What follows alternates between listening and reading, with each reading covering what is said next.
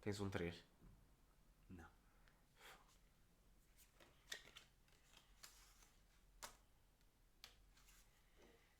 Tens um rei.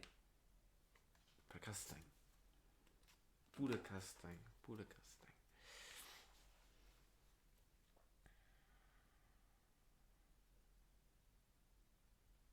Tens um valete. Não, vai buscar.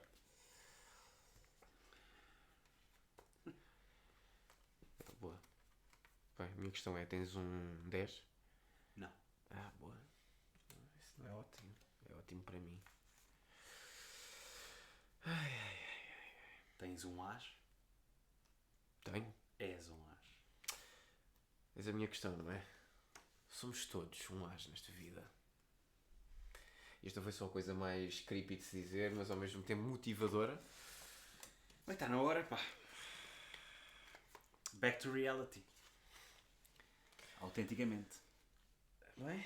As expectativas têm que ser baixadas. E obrigado por teres mudado o baralho. É sempre, sem dúvida, uma forma de... Como tu não jogas com ele todo, eu decidi. É a realidade. E é verdade, sim senhora. Bem, Sejam muito bem-vindos a mais um episódio dos Treinadores do Sofá. Desta vez voltamos ao nosso humilde sofá para poder falar sobre mais do que aquilo que foi falado no último episódio. Obviamente foi um tema especial, com convidados especiais, um episódio muito especial para nós e queremos desde já agradecer a todos pelo apoio que foi dado, por quem partilhou, quem viu, quem comentou, quem deu um pouco do apoio que nós sempre agradecemos e que foi um episódio mesmo muito, muito, muito bom. E agora voltamos à realidade, que é, pois é. dois malucos a falarem para uma webcam num sofá sobre diversos temas de desporto que tenham sido tema na semana anterior. É verdade, mas nós não somos bem dois malucos, nós somos dois treinadores do sofá. Portanto, nós estamos no sofá a debater algo sobre a atualidade esportiva, já faz parte.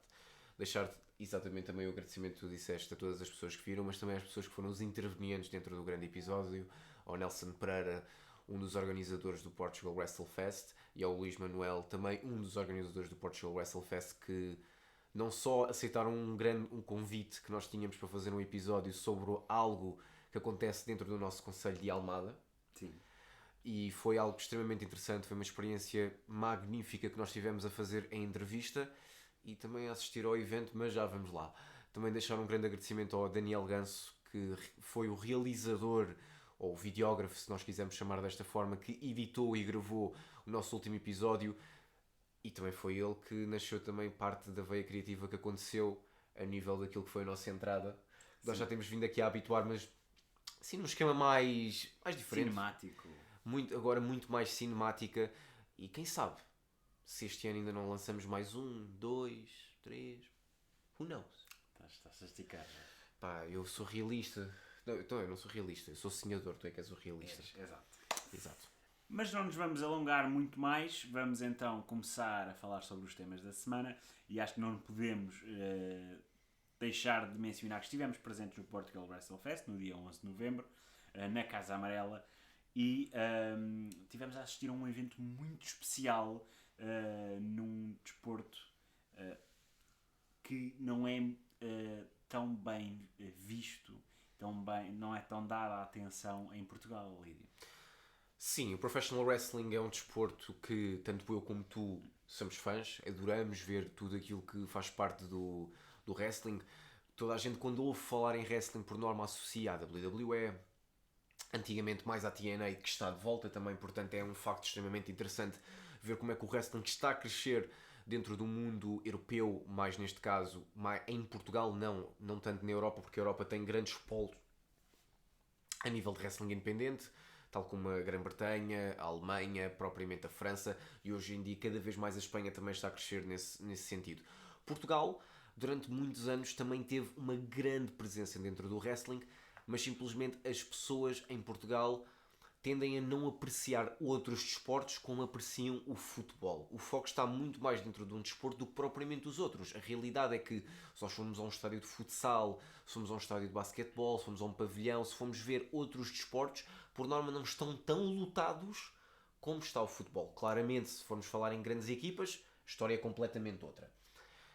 Mas quando nós vimos, no início deste ano, o Portugal WrestleFest começou como o Almada WrestleFest na altura e veio logo para dentro da Almada, a realidade é que o paradigma no Professional Wrestling em Portugal mudou por completo.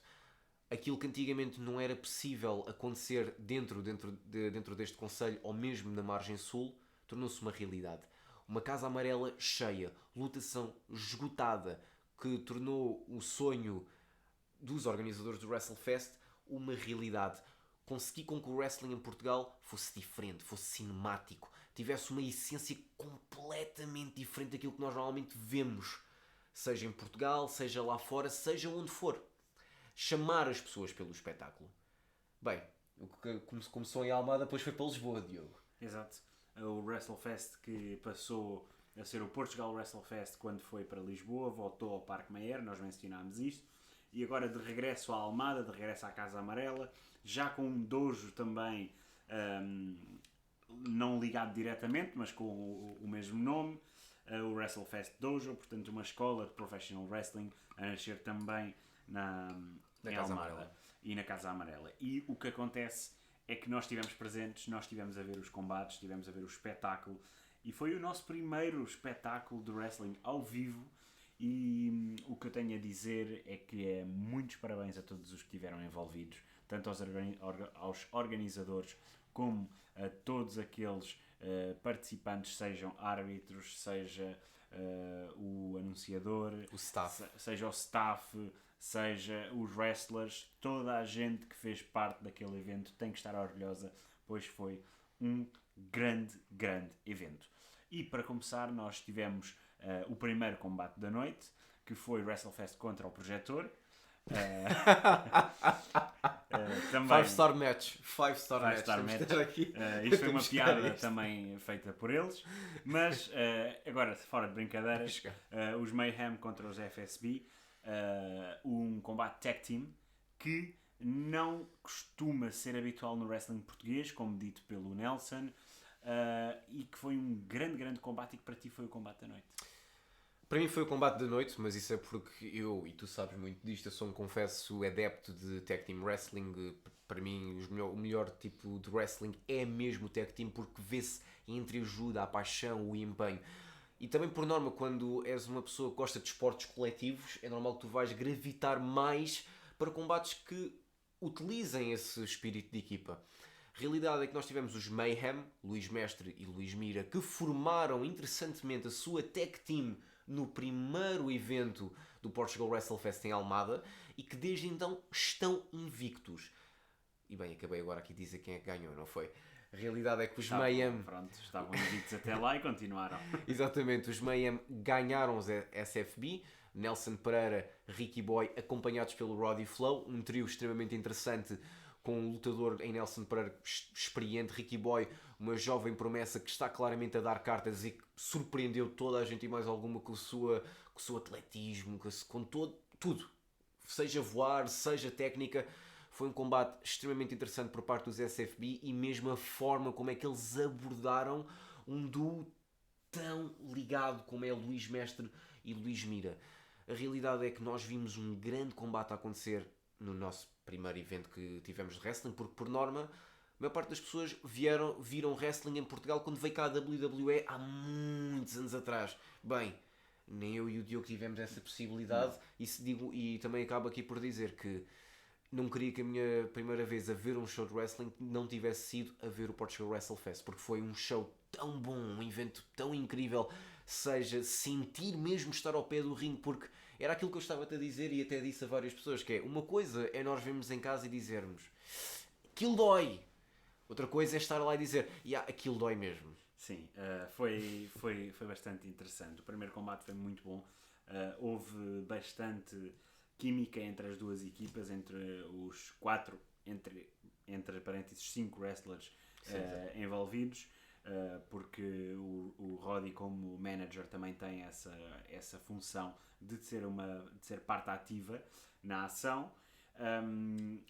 Contou uma bela história, uma nova equipa de jovens talentos com o elemento experiente que é o Nelson, contra uma equipa mais destrutiva, mais ligada, mais física, como que são ambos os Lises, que são os Mayhem. Os Mayhem que também têm um terceiro membro, que é o Damião, agora consumado, mas que só fez a entrada, pois também teve um combate mais à frente.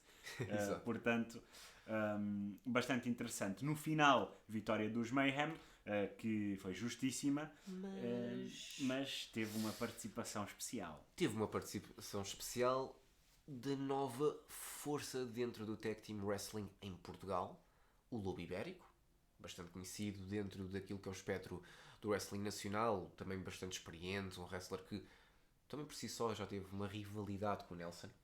Com o Nelson Pereira, portanto é extremamente interessante ver como é que isto acontece dentro do ringue. E também o recém-estreado Gomes.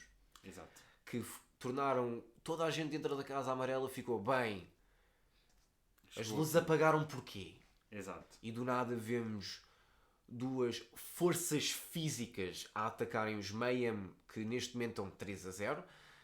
E tem assim o seu novo desafio. Tem assim o seu novo desafio para chegar ao quarto. E Diogo, é muito, muito físico esse desafio. Sim, não vai ser nada fácil. Interessante.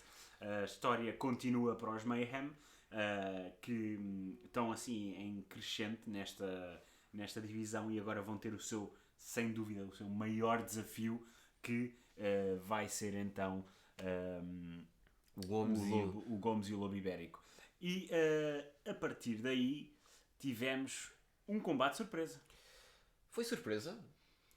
De certa forma. Foi surpresa, não foi? Foi Roddy Flow que disse a Nelson Pereira e Ricky Boy que não saía do ringue porque eles os dois tiveram combates nos eventos anteriores, mas ele não. E então ele quis um combate.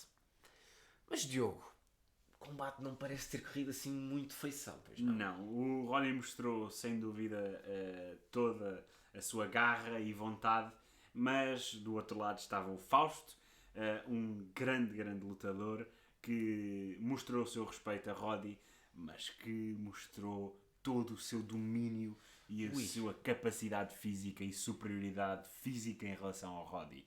E pronto, o resultado foi simples, Fausto ganhou.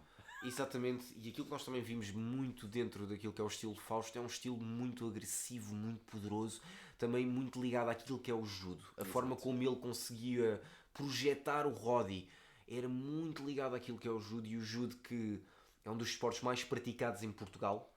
Tivemos grandes atletas olímpicos, como Telma Monteiro, por si só também é da Almada, não é? Portanto, temos também Jorge Fernandes, temos vários atletas, portanto, ver o Fausto a incorporar o judo dentro daquilo que é o estilo dele e dominar um oponente como o Roddy foi extremamente interessante ver, até porque deu outro tipo de essência àquilo que era o WrestleFest.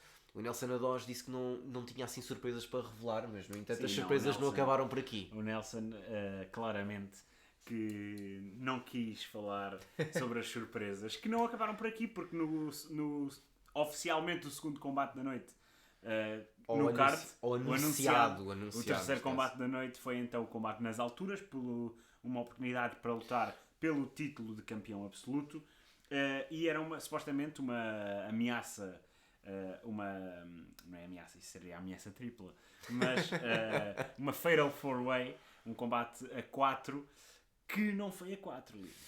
Não foi a 4, porque já estavam lá dentro Damião, Michael Stu, João Milão e Hendrix. Mas depois do nada disseram que podia haver uma surpresa. Um quinto participante, ou devo dizer uma participante. Que é nada mais, nada menos Cláudia Bradstone, uma das melhores e mais sonantes nomes do professional wrestling português, compareceu para fazer então assim uma tentativa, uma surpresa, para tentar chegar também à disputa pelo título e por essa oportunidade. Foram então assim combates cadotes com 5 participantes, foi caos total. Damião e Michael Stu numa rivalidade incrível. O Hendrix a ser o pior heel dentro daquele combate. Conseguiu arranjar problemas com todos. Não, Diogo, isso eu não chamo o pior heel, isso chamo o melhor heel, porque desempenhou bastante bem o papel. Em termos de personagem, era sem dúvida detestável. A mais detestável. Exato. E a fazer um excelente trabalho enquanto heel de professional wrestling. Não, e conseguiu muito bem mexer com a audiência. A audiência estava claramente a odiar tudo aquilo que o Hendrix fazia. E foi tão interessante ver como é que essa essência funcionou lá dentro. É que toda a gente, quando, por exemplo, o Damião ia a subir o escadote ou fazia alguma coisa, toda a gente ficava: não, nós queremos que ele ganhasse. E, bem, era uma das nossas fichas. Dos 5 presentes, o Hendrix era o único que ninguém queria que ganhasse. Não, porque é o heel, não é? É o mau. Exato. É o mauzão. Mas foi um combate, como tu disseste, caos. Michael Stu a mandar o Damião contra os escadotes várias vezes. Não foi fácil, não foi fácil de se ver. A Cláudia também muito bem mostrar toda a sua força. O João Milão mostrou a sua capacidade atlética. Michael Stu mostrou que é um lutador híbrido. Consegue tanto... muito bem, muito híbrido e muito capaz. Aliás, todos mostraram muito bem. O Hendrix com o chicken shit heel, como costumas dizer. Mas conseguiu o creme de la creme. Exato. Que era a oportunidade pelo título. A oportunidade o Hendrix conseguiu ganhar e muito bem a conseguir puxar pelo público. Se o público reage, significa que algo está a correr bem. E o Hendrix conseguiu a reação do público, que era expectável. Portanto, um excelente trabalho, merecida a oportunidade e mais um grande combate num excelente evento.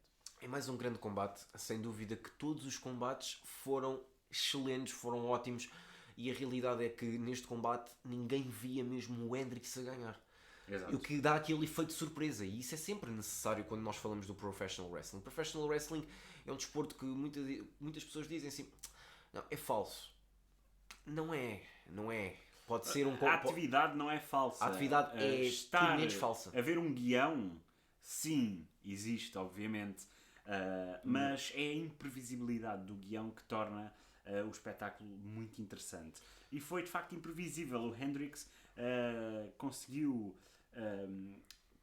ter o efeito que era necessário, que era pôr toda a gente a odiá-lo, e conseguiu ganhar quando toda a gente esperava que se calhar a Cláudia pudesse ser a vencedora, o Damião, um deles também bastante ouço, e de facto uma grande vitória. Depois tivemos um pequeno intervalo e partimos para os 2 combates mais sonantes da noite. O semi-main event e depois temos o main event. Tivemos então o Paulo Knockout Cruz contra o Leo Rossi, o pai grande Leo Rossi, que era o homem da casa, o homem de Almada, e que teve uma noite muito complicada. Teve uma noite muito complicada, mas ele não era o único homem da Almada no Portugal WrestleFest. Também tínhamos Ricky Boy. Sim, o Ricky Tínhamos Boy. 2 homens da Almada que tiveram noites complicadas. E também, portanto, nós tivemos bem. Os 2 homens de Almada não tiveram. Nós dizemos aqui, não tivemos bem Almada, mas temos muito orgulho, tanto no Ricky Boy como no Leo Rossi. O Leo não teve uma noite nada fácil contra Paulo Knockout Cruz, que também só perdi aqui, também é campeão internacional de campo. Sim. E vários outros títulos ganhou dentro do campo, que não é fácil, que realmente é interessante ver como é que um lutador consegue fazer o seu estilo ser híbrido, ser físico e ao mesmo tempo ser técnico. Isso foi o que o Paulo Knockout Cruz mostrou-nos, sem dúvida. Nós dentro do Professional Wrestling já vimos vários lutadores de MMA ou lutadores de artes marciais a transitarem e por norma o estilo é sempre interessante. É físico, é poderoso, é agressivo, é violento. Aquilo que nós vimos no Paulo Knockout Cruz foi exatamente isso, Diogo. Foi pontapés, foi German suplexes, foi tudo e mais alguma coisa que pudesse danificar o seu oponente de forma mais precisa e clínica. Sim, foi um glorified squash match. assim por dizer, porque a ofensiva 90% veio por parte do Paulo Knockout Cruz. O Knockout acabou por vencer com um F5, curiosamente, muito semelhante ao estilo de combate de Brock Lesnar, de Matt Riddle e até de Aleister Black. Neste caso, Malachi Black. Black. O teu universo está ainda muito preso. Está muito preso. Mas acabou por ser bastante interessante a forma como o Paulo Knockout Cruz venceu. E deixou-nos uma pequena mensagem, o Leo Rossi, no final, que poderá ter sido o seu último combate. O que, sem dúvida, é interessante. E torna o Paulo Knockout Cruz uma força, a nova força dominante dentro do wrestling português.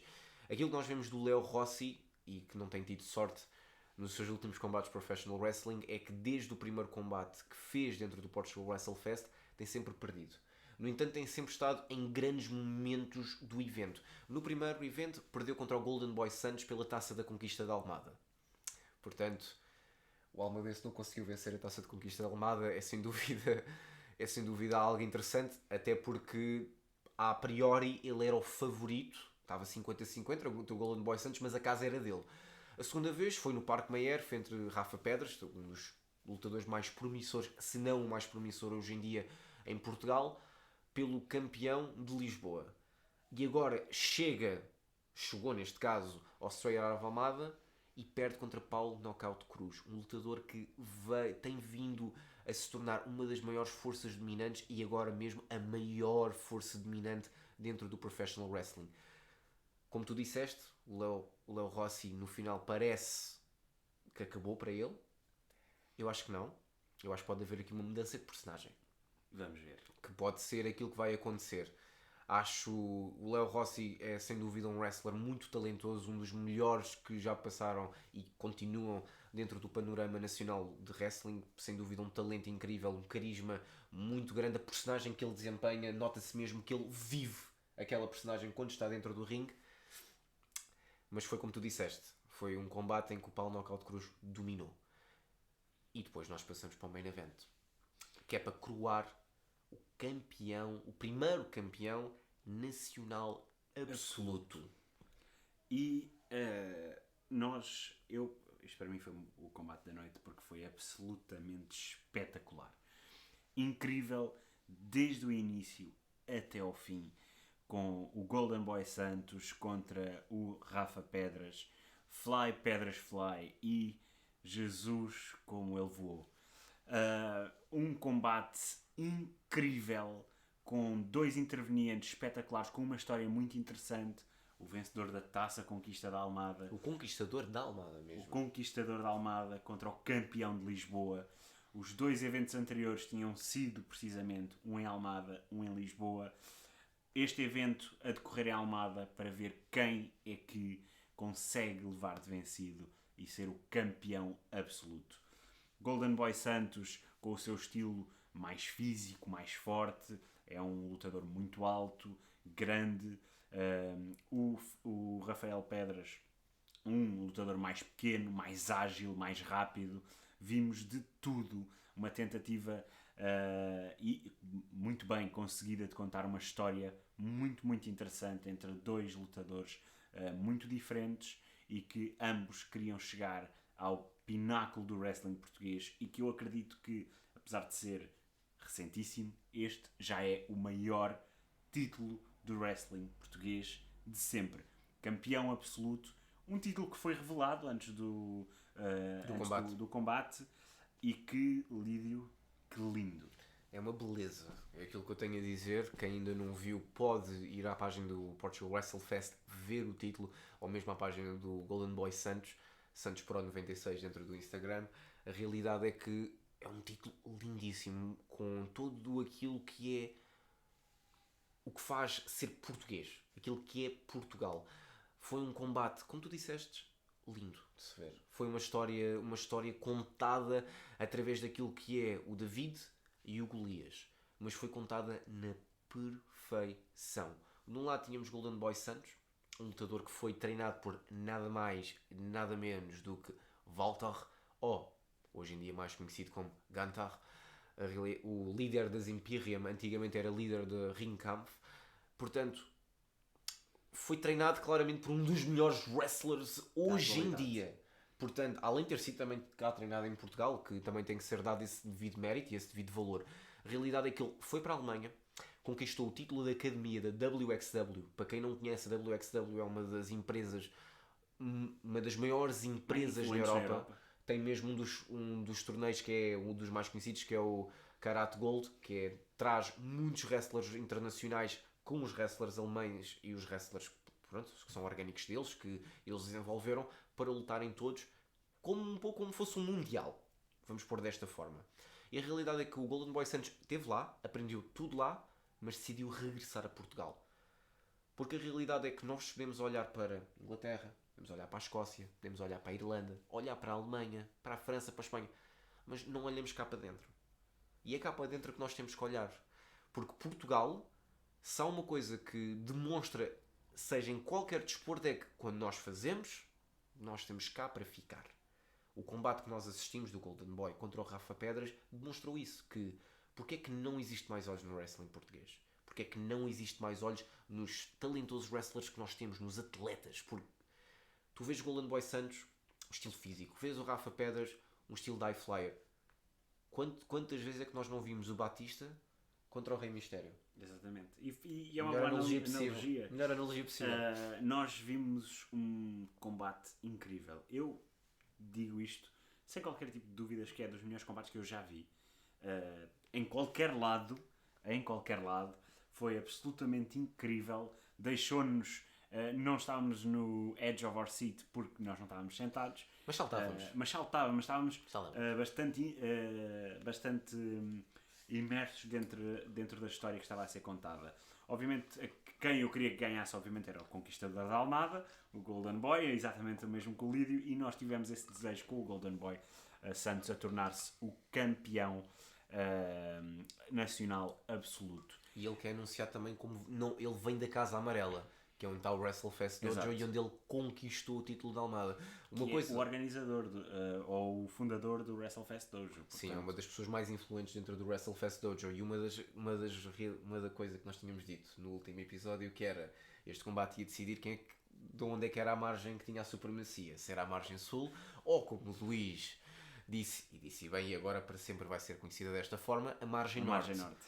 Portanto, quem ganhou o Diogo foi a margem sul. E claro, então, mas claro, o que é que poderia ser? Exatamente, os mais bravos. Vir da margem sul. Nem sempre, mas nós pensamos que sim, e isso é o que importa. Exatamente. Mas pronto, o WrestleFest foi assim, foi um excelente espetáculo que esperemos que em breve também esteja disponível no YouTube. Vai estar disponível no YouTube, no canal do Portugal WrestleFest, para vocês verem e para também desfrutarem de um pouco. Não te esqueças, a nossa classificação nisto é 10 out of 10. Nós aqui não conseguimos ser o Dave Meltzer e dar estrelas. Exato. Mas damos aqui um 10 out of 10 porque superou todas as expectativas. Superou todas as expectativas que tínhamos e que venha ao próximo, que como já o Golden Boy disse no final, tem que ter uma sala maior. Exatamente. Portanto, nós estamos cá para ver isso acontecer e para acompanhar. Estar lá para acompanhar, sem dúvida. Lídio, nós vamos então passar deste bom tema claro. para algo não tão agradável. É que... Fosse tudo falar sobre aquilo que foi um evento inacreditável e histórico. Não foi? Exato. Temos tempo para falar pelo menos mais uma coisa que não foi de toda agradável, que foi o Everton, foram-lhes tirados 10 pontos na Premier League, e isto tudo veio num momento bastante criticado, pois o Everton, que tem vindo a salvar-se da despromoção por 3 anos consecutivos, agora que estava a ter uma época bastante interessante, acaba por ter então uma penalização gritantemente forte e gigante para aquilo que era então a prestação da equipa. Foi de 14º para 19º, agora afundado nesta batalha pela manutenção. e por causa de uma razão bastante preocupante, que é vários anos consecutivos, 400 milhões de euros de dívidas, violação do fair play financeiro e 10 pontos deduzidos da sua classificação. É uma situação que, por acaso, nós já tínhamos falado isto várias vezes, não é? Nós temos um grande amigo nosso que é adepto do Everton, que é o Perry. O Perry. Que é a única pessoa que eu conheço neste mundo que é adepta do Everton. O Everton não tem adeptos, só o Perry. Também não é bem assim, não é? Mas pelo menos que nós conhecemos. Não, mas Nós temos que sorte que somos os dois do Newcastle e o Newcastle hoje em dia está tranquilo. Mas olha, qualquer dia... Epá, não vamos cá nada a falar sobre isso. A realidade é que o Everton foi sim deduzido 10 pontos, mas era o que eu já tinha dito, já tinha falado contigo, que não me surpreende. O Everton já vem há 3 anos consecutivamente a investir dentro do plantel, a ter grandes investimentos até, e não grandes vendas. A última grande venda que eles têm é mesmo o Anthony Gordon, que vai para o Newcastle. É a maior venda nestes últimos anos que o Everton acaba por ter. Também tem o investimento para construir um novo estádio. O investimento para construir um novo estádio, que não vai ajudar claramente depois a olhar para as contas dentro do Como Everton. costumam dizer, vai ser o melhor estádio da Ligue 1. Pois, continuando aqui este meu raciocínio, que essa foi interessante, eles não vão descer do Premier League para a League 1, calma, eles podem descer da Premier League para a Championship e depois correr-lhes muito mal e passam logo para a League 1. Mas aquilo Existe um clube chamado Sunderland, não sei se te lembras. Se também formos a ver assim, existem vários clubes que já quase estão dentro da Vanarama North League e South League. Portanto, continuando, nós olhamos para o Everton e o Everton faz lembrar logo Wayne Rooney. Grande nome que o Everton já teve. Faz-nos lembrar grandes jogadores que já passaram por lá, jogadores que realmente fizeram muito a sua carreira lá. E hoje em dia nós olhamos para o Everton e olhamos do Everton de 5 anos para cá, Diogo, e o Everton parece que perdeu a sua essência. Parece que perdeu tudo. Parece que já não é o mesmo, já não são os mesmos Toffees. Quando joga contra o Liverpool já não tem a mesma vontade, mística, a mesma garra. É muito estranho. O Everton tem vindo a cair ano após ano. E agora, quando parecia que estava mais ou menos a endireitar-se, sim. as coisas correm mal. No entanto, a grande contestação não veio por causa disto. Veio porque o Manchester City foi acusado também de violar o fair play financeiro em mais de 100 instâncias e a multa foram 10 milhões de euros. O Chelsea está a ser investigado por violar o fair play financeiro, pois afinal de contas nós vimos em cerca de 3 ano e meio, 3 janelas de transferências, um investimento de 1.000 milhões de euros. Mais de 1.000 milhões de euros. Sem qualquer tipo de venda significativa. E o resultado foi que isto deixa-nos bastante desconfiados sobre aquilo que tem sido esse investimento no Chelsea.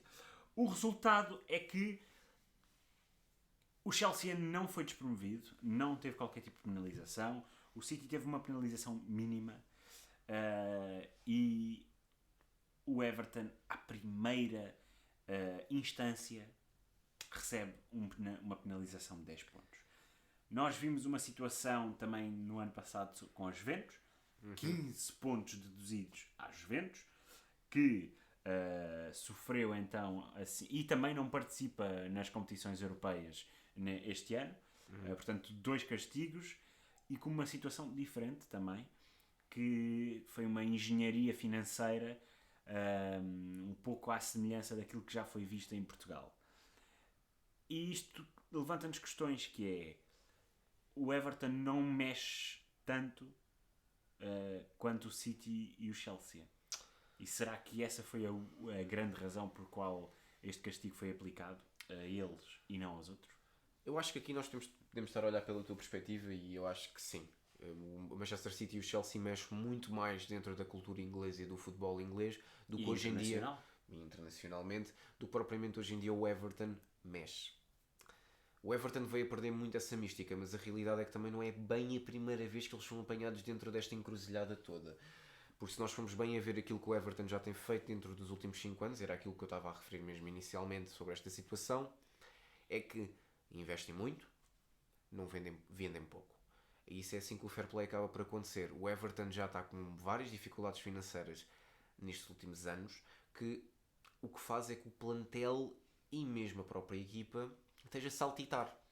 Estão quase para descer, aos últimos 5 jogos parece que têm uma nova vida, conseguem se manter dentro da Premier League.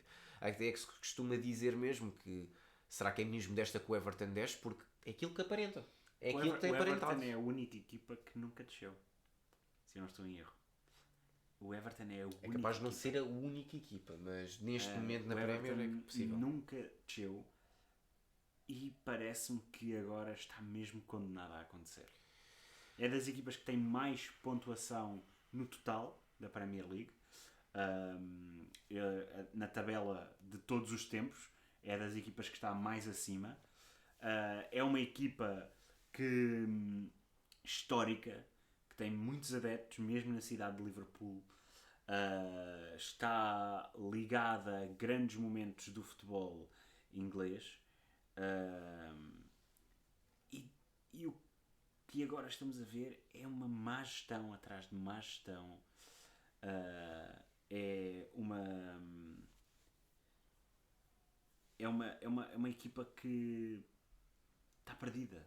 Um pouco como também se viu com o Newcastle, uma das melhores equipas históricas e que teve um dono que pouco ou nada investia no clube. Quando investia mal. A única coisa boa que fez foi trazer o Rafa Benítez e o Bruno Guimarães. E de resto uma equipa que estava à deriva, sem um projeto, um pouco como nós vemos 95% das equipas em Portugal. E o Everton nesse momento está assim. Tiveste a ver a informação, desceu apenas 2 vezes. Era isso que eu ia mesmo dizer. Estavas parcialmente correto. É uma equipa que não desceu muitas vezes. Desceu na sua história toda, descer 2 vezes é praticamente descer nenhuma. Sim, é muito difícil. A Premier League não é como a Liga Portuguesa, que é desde os anos 40, a Premier League é dos anos 90, mas a primeira Liga Inglesa já tem mais de 100 anos. Aliás, se nós formos dizer grandes clubes da Premier League, aquele que salta à cabeça, que é um dos clubes mais históricos mesmo, é o Notts County. E hoje em dia quase ninguém que é um jovem adepto de futebol ou mesmo adepto de desporto que não conheça a fundo aquilo que o futebol é, quem é que vai conhecer o Notts County? Notts County que subiu na Vanarama. Só vai saber quem é o Notts County por causa da grande época que do fez Wrexham. Frente ao Wrexham na época passada. E subiram os dois. Subiram os dois. E aquilo que estás a dizer, por exemplo, o Everton parece estar perdido a nível de direção. Acho que é um clube que neste momento não está com as fichas apostadas para ok, vamos voltar a ser um grande clube dentro da Premier League. Conseguiu contratar Beta Udinese, grande contratação ao meu ver. O Beta é um excelente ponta de lança que já devia estar na seleção nacional. Mas também não está a ter uma grande época.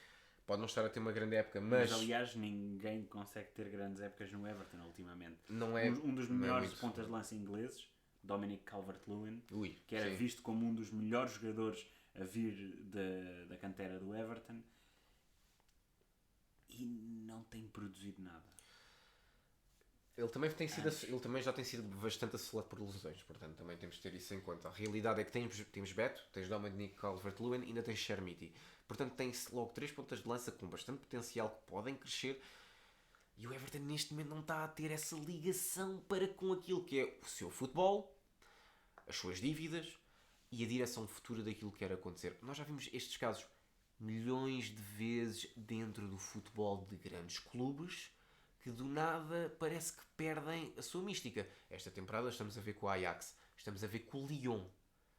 2 equipas extremamente históricas que neste momento podem estar em risco de descer a divisão.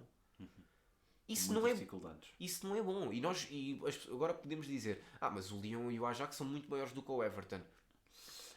Nos últimos anos, né, nos últimos 40 anos, claro, são 2 equipas que têm muito mais história europeia. Historicamente, o Everton é, como eu estava a dizer, top 5 inglês. Sim, não, o Everton é das melhores equipas inglesas, ponto. Hoje em dia está a passar por uma fase extremamente difícil. Tem vindo a descer e muito. Mas acaba por ser triste ver isto a acontecer a estas equipas. Sim, sem dúvida. Tendo em conta que nós vemos casos flagrantes de violação de fair play financeiro nas outras equipas de topo, e não existe nenhuma penalização. Na mesma janela de transferências, o Chelsea contratou João Félix por empréstimo, mas gastou bastante dinheiro com isso. Sim, foi um empréstimo barato. Contratou Enzo Fernandes, contratou Mudryk, contratou Badiashile, Contratou todo o mundo, a sua mãe, as suas avós e os seus primos ainda. Praticamente só aqui para resumir sim, isto. já contratou Caicedo, também por 100 e tal milhões. Contratou Muito dinheiro. imensa gente e não tem qualquer tipo de castigo, não existe nada que penalize este tipo de negócio. A única forma que, para acaso, eles conseguiram contornar isto do fair play financeiro foi dar contratos de 7 ou 8 anos. Os jogadores ali 10 anos até. Sim, os jogadores ali não assinam contratos de até 2027, 2028. Não, assinam logo até 2032, 2033, 2034. Para quê? Para combater o fair play. Porque quanto maior for a duração do contrato... ao longo desses anos. Exato.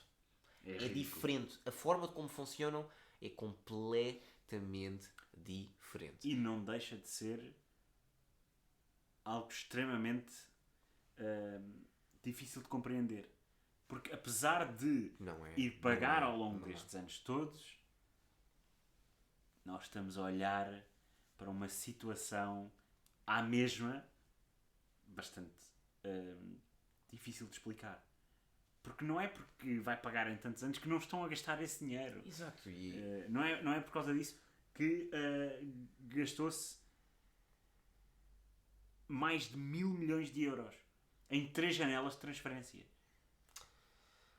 Não é fácil, não é fácil. O dinheiro parece que nasce do nada nos clubes, nesse tipo de clubes e esquisito. Também podemos olhar para o Paris Saint-Germain, mas isso seria uma história diferente. Podemos olhar para o Barcelona, mais uma vez também uma história diferente. Mais uma vez uma história diferente. A única situação que podem apontar ao City é de facto que existe um fluxo de dinheiro que não se sabe muito bem de onde é que vem, para além do investimento do dono. Exato. Mas o que é certo é que nos clubes de topo, em Inglaterra, até é aquele que investe de forma mais inteligente. Porque o United também gastou dinheiro a torto e a direito. Pois era exatamente isso que eu ia dizer, tiraste umas palavras do ar. Gastou dinheiro a torto e a direito. O Liverpool gasta dinheiro também a torto e a direito e em muitos jogadores que não funcionam. Mas mesmo assim não gasta tanto dinheiro como os outros. Sim, o Liverpool... O Tottenham, se fomos por O aí. Liverpool gastou... no entanto, 85 milhões no Darwin, gastou 80 milhões no Cody Gakpo, gastou 80 milhões no Luís Dias. Ainda gastou alguns no Sosbalai, portanto, gastou dinheiro. Gastou bastante dinheiro e o Liverpool continua, por muito que o Klopp venha a se queixar dia sim, dia não, que os outros têm dinheiro infinito e eles não, mas o que é certo é que o Liverpool também parece ter dinheiro infinito. O United queixa-se que o City... tem só dinheiro porque vem de não sei de onde, mas o United gasta dinheiro em jogadores como Van de Beek, como Antony, como Jadon Sancho, como Onana, como Maguire, e aqui vão 5 jogadores que não justificaram o investimento, nem parte do investimento sequer têm justificado. Mas, por falar em investimento, sim. E também saindo aqui um pouco deste assunto revoltante, e o futsal feminino em Portugal, Diogo, tem tido um investimento interessante nos últimos anos. Sim, tem vindo a crescer, aliás, como todos os desportos femininos em Portugal. O futsal feminino está em crescimento e existe um clube aqui na Margem Sul que está a fazer uma grande época, Lídio. A sério? Na Sim. Margem Sul? Exatamente. Aliás, no Concelho de Almada. Não é possível. A sério? É possível. Quem pode ser? O Futsal Feijó, que pois é. nós fizemos uma notícia nesta semana, bateu o Sporting no pavilhão João Rocha. Hoje venceu também o Santa Luzia, hoje no dia da gravação, e vai neste momento em 4º lugar. Vai em 4º lugar. Um Futsal Feijó. Sim. Um projeto extremamente ambicioso que era aquilo que nós já conferenciámos isto várias vezes, até mesmo em ambiente de podcast, é que a Margem Sul, e nós já dissemos isto várias vezes e às vezes podem ficar, porquê é que eles estão sempre a dizer isto? Nós somos daqui? Calma, eu vou dar aqui outra forma. É que, por norma, a zona sul de Lisboa, da área grande metropolitana de Lisboa, não têm assim tanta representação a nível de grandes campeonatos. Há uns anos atrás no futebol tivemos o Cofa da Piedade na segunda divisão, ainda foi uma aposta significativa, alguma lotação, bastante audiência, mas fora disso não existem muitos clubes.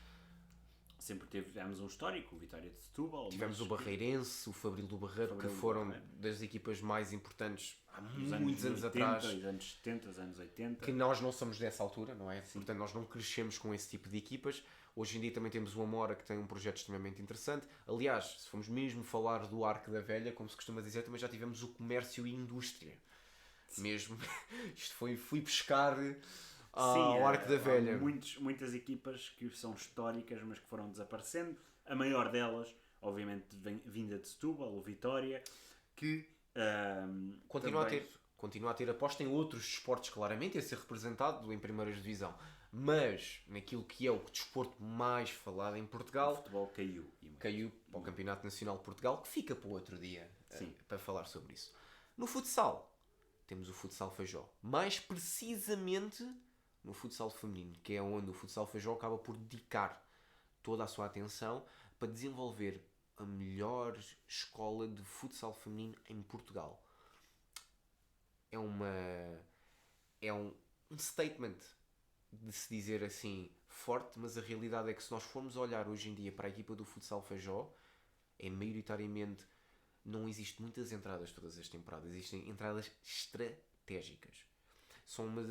É uma das equipas que tem das melhores estruturas para ajudar as suas atletas. Nós olhamos para o futsal Feijó e só assim de olhar, temos 2 jogadoras de que já jogaram nos campeonatos universitários de Lisboa. Sim. Na primeira divisão de futsal feminino e defrontaram-se no ano passado na final, que é Bárbara Gama pelo lado da FMH, a Faculdade de Motricidade Humana, e Catarina Barra pelo lado do Instituto Superior Técnico. Portanto, nós estivemos lá a ver ambas. Estivemos a comentar e vibramos. Catarina Barra e Bárbara Gama, grande jogo que vocês nos deram para comentar, merecem todo o reconhecimento e mérito. E nesta equipa do futsal Feijó têm sido importantes para levar a uma equipa que já bateu o Sporting, que as únicas derrotas que têm são contra grandes equipas. Nuno Álvares, Benfica e Águias de Santa Marta. Sim, portanto, estamos a falar sempre jogos difíceis, sendo que 2 deles foram fora, frente ao Nuno Álvares e frente ao Benfica. A única derrota em casa que tem é de facto frente às Águias de Santa Marta.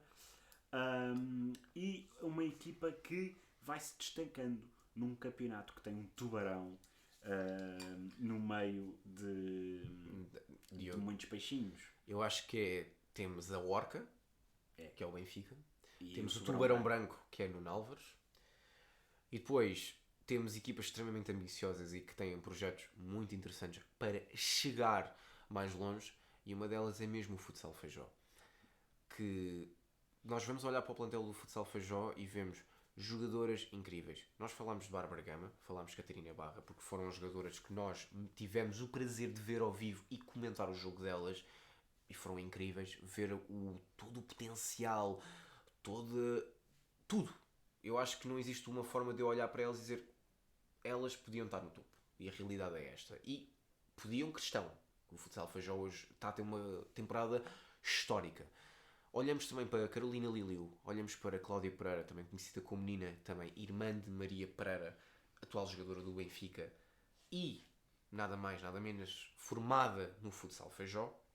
Podemos olhar para Inês Padinha, uma jovem jogadora que está cada vez mais a crescer dentro do futsal nacional, e que agarrem-na, porque ela vai voar muito alto. Tem um potencial enorme para chegar à seleção de futsal feminino A, e nós está muito longe de lá chegar pela temporada fantástica que tem desempenhado. Temos Priscila Gomes dentro da baliza, uma guarda-redes que foi contratada pelo futsal Feijó na época passada ao Leões de Porto Salvo e que continua a desempenhar ao seu mais alto nível as suas funções.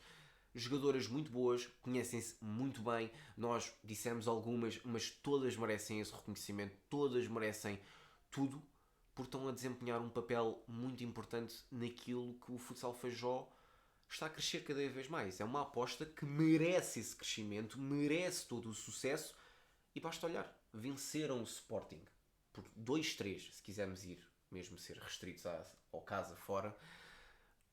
Um resultado contra uma equipa do Sporting também tem grandes jogadoras. Também é um projeto ambicioso, mas este ano não está a clicar. Não está a funcionar. Está bastante abaixo na tabela classificativa. Obviamente o Sporting é sempre um histórico no que toca a qualquer tipo de desporto. Mas esta vitória é uma vitória importante para destacar a equipa do Futsal Feijó num campeonato que vai sendo liderado pelo Benfica, logo a seguir o Nuno Álvares, que só tem uma derrota frente ao Benfica. Depois Nova Semente. E Nova Semente a seguir, que empatou com o Futsal Feijó. E o Futsal Feijó vem em quarto. O Benfica, obviamente que é uma equipa completamente diferenciada, com um outro tipo de investimento, como aliás tem-se vindo a destacar em quase todos os esportes femininos, à exceção do voleibol, que ainda está a crescer, é um projeto em crescimento, e o basquetebol feminino, que tem tido bastantes dificuldades, como no ano passado não conseguiu revalidar o título, tendo perdido para o Gdessa. Sim, que também, por sua vez, Margem Sul. Mais precisamente Margem Sul. Barreiro. O Gdessa do Barreiro. E este ano está a ter um início de época um pouco mais complicado, também com uma reconstrução de plantel que está a ser feita. No futsal, o Benfica tem vindo a dominar quase tudo, tendo tido há alguns anos, quando Janice e Fifó saíram para a Itália, uma dificuldade frente à equipa do Nuno Álvares, que conquistou todos os títulos, à exceção do título de campeão. E depois, com o regresso de Fifó e de Janice, e com o fortalecimento das jogadoras que já cá estavam e que foram crescendo, a equipa do Benfica acabou por se destacar mais uma vez e voltar a limpar todos os títulos possíveis. E tem sido uma equipa que tem um objetivo muito claro, que é o de se tornar numa equipa forte, tanto a nível nacional como eventualmente a nível internacional. E é exatamente o que tu dizes. O Benfica tem um projeto muito, muito, muito bom. Em todas as modalidades. Sim. Principalmente agora dentro do desporto feminino, que está cada vez mais a crescer. Seja pelas Nós pressões. podemos ver isso no futebol feminino, em que o Benfica Exato. está na Liga dos Campeões já 3 anos consecutivos e sempre a crescer e a subir no ranking. Ok, perdeu com o Barcelona. Por muito. O Barcelona é a melhor equipa do mundo. A melhor jogadora do mundo. Mas a realidade é que nós olhamos para o futebol feminino, uma aposta incrível. Jogos transmitidos. Jogos foram emitidos e transmitidos, neste caso, sim, na TVI.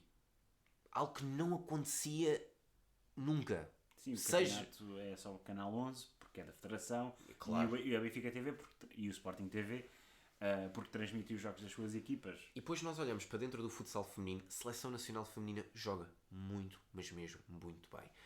A única seleção que consegue mesmo acabar por bater a seleção feminina portuguesa é a Espanha. Mas a Espanha também tem uma cultura desportiva muito boa, aposta extremamente bem. E nós olhamos, como tu estavas a falar, do Benfica, aposta extremamente grande, também temos que olhar para o Nuno Álvares, que é a equipa que é o Tubarão Branco. E a realidade é que nós olhamos para o Nuno Álvares e vemos jogadoras de alto nível. Um projeto extremamente ambicioso, que tem resultados, tem louros, cada vez mais competitivas. E depois nós olhamos, Diogo, e tem jogadoras que dentro da seleção nacional são chave. Uma delas é Carla Vanessa, a pivô, uma das maiores goleadoras de sempre da seleção nacional e do campeonato.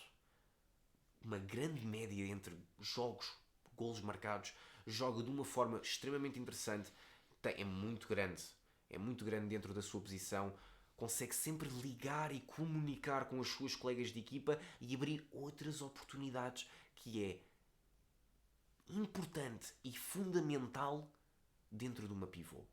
E isso demonstra logo a capacidade que o Nuno Álvares tem para crescer dentro da liga e para ter grandes resultados.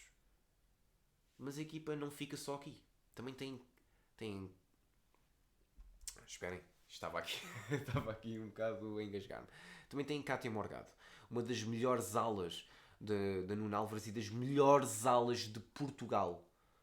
Uma das jogadoras mais importantes dentro da seleção nacional, mais importantes dentro do campeonato, que consegue sempre marcar golos de tudo o que é lado, devido às combinações Carla Vanessa, com Cátia Balona, com todas as jogadoras do Nuno Álvares, seja de qualquer posição, seja de qualquer idade, nós conseguimos ver aquilo que é fundamental dentro de uma equipa. É a comunicação, é a experiência, é os anos, é conhecerem-se bem. Na seleção nacional, a maior parte das jogadoras que vão é do Benfica, do Nuno Álvares e de outras equipas que se tenham destacado e de outros jogadores que estejam-se a destacar igualmente bem. E é ver este crescimento do futsal Feijó, esta temporada, solidificar-se o projeto, conseguir ter uma grande primeira volta, simplesmente vem a comprovar que o futsal Feijó não é o clube com o maior investimento financeiro. Porque a maior parte destes clubes não tem um investimento financeiro assim ainda tão grande. Ainda está a crescer. A modalidade feminina ainda está a crescer, está a angariar patrocinadores, está cada vez mais a chegar a patamares mais longe, e isto é importante comprovar que, mesmo que não tenha-se um grande investimento, temos grandes jogadoras. Apostamos bem. E há uma aposta extremamente importante dentro do Conselho de Almada, por dar oportunidade às jovens jogadoras, que sejam de Almada, sejam mesmo da Margem Sul, ou mesmo de Lisboa, uma oportunidade para, eu tenho aqui um clube em que eu vou crescer e vou crescer bem. O exemplo disso é mesmo, como eu tinha referido, Inês Padinha, das escolas, da cantera do futsal Feijó, e vai, sem dúvida, certamente, tornar-se uma das melhores jogadoras de futsal feminino em Portugal. E nós fechamos então com chave de ouro, com este assunto do futsal feminino, com este grande projeto que é o Futsal Feijó. Não nos vamos estender muito mais, queremos agradecer outra vez a todos todo o apoio que nos têm dado. Nós voltaremos com novidades em breve sobre aquilo que o Lídio tinha falado. O que é que pode ser? O que é que pode ser? Eu não sei. O que é que pode ser? Hoje, agora está tudo em aberto. Surpresas. Não se esqueçam de partilhar com os amigos o podcast, de nos seguir em todas as redes sociais. Vamos ver se conseguimos ainda chegar aos 250 subscritores e 250 seguidores até ao final do ano. Seria muito interessante.